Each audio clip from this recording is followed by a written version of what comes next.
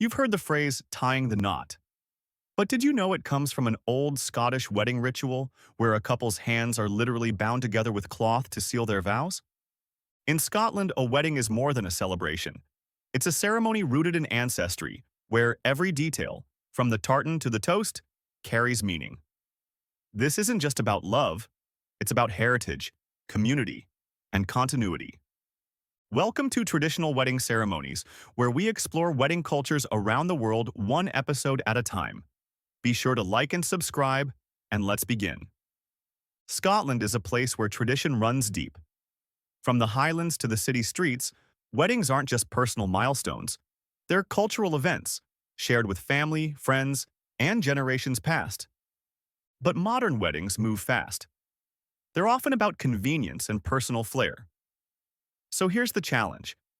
How do you create a wedding that feels timeless in a world that rushes? In Scotland, the answer lies in the details.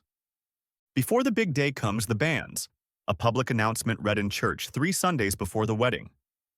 It gave the community a chance to raise any objections.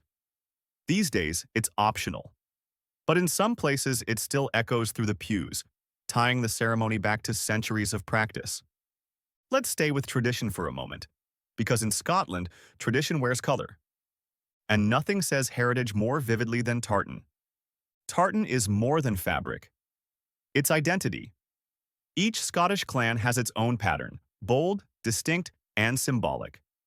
Wearing your family's tartan is a public nod to your roots.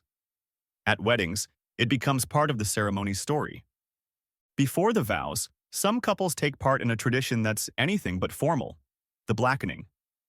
In rural areas, the bride or groom is ambushed by friends, covered in flour, treacle, and feathers, and paraded through town. It's messy, chaotic, and a little ridiculous, but it's also hilarious, a test of patience, and maybe a preview of married life.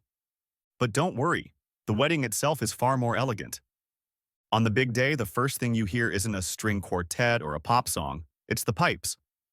A lone bagpiper welcomes guests with tunes that stir something ancient. The moment you arrive, you know this isn't just another wedding. Let's step inside the venue and see how it all unfolds. Before a word is spoken, the outfits speak volumes. The groom wears a full Highland outfit, a kilt in his family tartan, jacket, belt, sporran, long socks with flashes, and a ceremonial knife called a scian dubh tucked into his sock. It's sharp, literally and figuratively. The bride wears a white dress, often with a tartan sash or a ribbon in her bouquet, usually from the groom's clan. Many also wear a Luckenbooth brooch, a silver heart passed down through generations, a quiet symbol of loyalty and lasting love. The venue could be a church, a castle, a lochside, or a quiet glen. Wherever it is, the feeling is the same. Anticipation. The bride enters. The music swells. The groom waits. The ceremony might be religious, civil, or humanist. But there's always one moment that feels bigger than words. You remember how we began? Tying the knot. Well, here it is. The couple stands together. 2 strips of tartan, one from each family, are brought forward. Slowly, their hands are bound. No music, no movement, just a knot. And in that quiet moment, something shifts. The gesture is simple. The meaning is not. This is where tradition becomes memory. This is the knot that holds. Next comes the quaich, a 2-handled silver cup. The couple drinks from it, usually whiskey, a toast to unity and trust. Sometimes it's passed to family, shared like a story. Music flows throughout, bagpipes for the entrance, harp or fiddle during the vows, sometimes a song in Gaelic, or a poem by Robert Burns. My love is like a red, red rose. Simple, unapologetically tender. The ceremony ends. The couple walks out to applause. Outside, children wait for the scramble, a tradition where coins are tossed into the crowd. A little chaos, a lot of joy. Some weddings include a guard of honor, guests raising swords in salute. Others walk under archways of flowers. Either way, it's a striking exit. Then comes the celebration. Photos are taken on hillsides, castle steps, and under cloudy skies. The tartan, the smiles, the backdrop, it all comes together in a way that's unmistakably Scottish. And then the ceilidh begins. The grand march opens the dance floor. The couple leads the guests, winding across the room in long, loose lines. There's no choreography, just movement and music. Then comes the dancing. The ceilidh band plays jigs and reels. The caller shouts out steps. Gay Gordons strip the willow, dashing white sergeant. You spin, stomp, and hope you don't fall over. It's sweaty, loud, and completely unforgettable. After the dancing, it's time to eat. The highlight? Haggis. Minced sheep organs, oats, spices, served with neeps and tatties. It's piped in, bagpipes and all. Someone recites Burns, addressed to a haggis, then cuts it open with flair. Other dishes might include salmon, lamb, or venison. Dessert?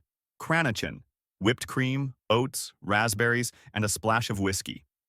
And of course, shortbread. And what's a Scottish wedding without whisky? Guests are offered drams or full tastings. For non-drinkers, there's iron brew, bright orange and oddly beloved. Then, the speeches.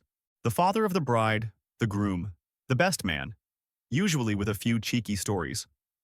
More and more, the bride speaks too. These speeches bring out laughter, tears, and the kind of honesty that sticks with you. The cake is cut. Fruit cake, often. Sometimes sponge. Always sweet. And just when it seems the night is ending, everyone joins hands, crosses arms, and sings Auld Lang Syne. The melody is soft, familiar. And suddenly the room feels smaller, closer. Some couples finish the night with first footing, entering their new home with coal, bread, salt, and whiskey. Each item a hope for warmth, food, luck, and cheer. The next day is quiet. A brunch, a few tired smiles, maybe a walk near the loch. The wedding is over, but the feeling lingers. A Scottish wedding isn't flashy. It's not about show. It's about meaning. It's about people. And it's about the knot you tie and keep tying every day after. Thanks for watching. Don't forget to like, subscribe, and join us next time as we explore more traditions from around the world, right here on Traditional Wedding Ceremonies.